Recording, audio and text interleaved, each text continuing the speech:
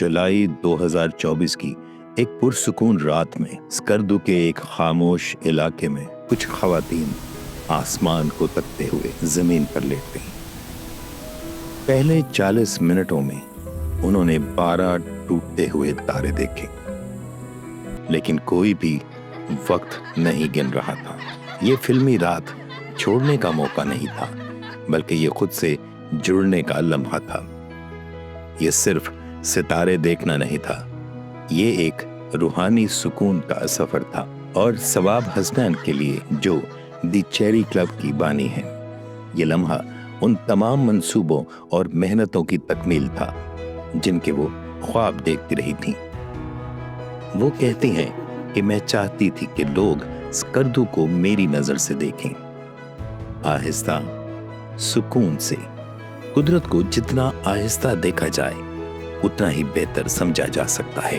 पाकिस्तान भर में खवातीन अब खुद मुख्तार सयाहत की रहनुमा बन रही हैं। ये सिर्फ सफर नहीं, ये आजादी है, ये बहन चारा है।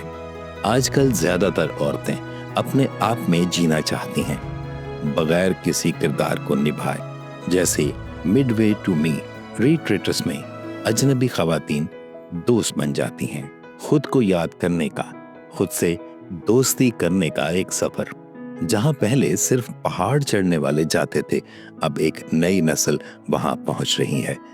खवातीन, वो भी एतमाद के साथ। ज़हरा नूर जैसी कोह पैमा अब खवातीन के लिए नई जेहतें बना रही हैं, जहां वो आज़ादी से कुदरत के करीब जा सकें। वो कहती हैं कि उनसे मिलने वाली ज्यादातर खवातीन ने हिजाब पहना हुआ था, लेकिन वो इतनी पुरसुकून, इतनी खुश थीं, वो बार बार कहती थीं, ये पहली बार है जब हमने दिल से एंजॉय किया है। गिलगित बल्तिस्तान के गांव गुलमित में कोरगा कारपेट सेंटर की खवातीन अब ना सिर्फ हाथ से कालीन बनाती हैं, बल्कि दुनिया से बात भी करती हैं। उनके पास जब खवातीन आती हैं, वो आराम से बैठकर आपस में बातचीत करती हैं। वो अपना काम, इलाका, सब कुछ आपसी बात में शेयर करती हैं। राशिदा बूज लॉन्ज कैफे की शरीक बानी कहती हैं कि पहले यहाँ कोई औरत कारोबारी सियाहत में नहीं थी, अब लड़कियां काम कर रही हैं। हम चाहते हैं कि वो उठें, खुद कुछ बने। अनीका अली जैसे लोगों के लिए ये सफर आसान न था। लोग कहते थे ये औरतों का काम नहीं, लेकिन वो जानती थी कि कोई तो आगाज करेगा। उनकी रहनुमाई ने सिर्फ सयाहों को नहीं, बल्कि मुकामी बच्चियों को भी रास्ता दिखाया। तबस्सुम, जिसने अनीका से मुतासिर होकर गाइड बनने का ख्वाब देखा, आज नेशनल टूरिज्म अवार्ड जीत चुकी हैं।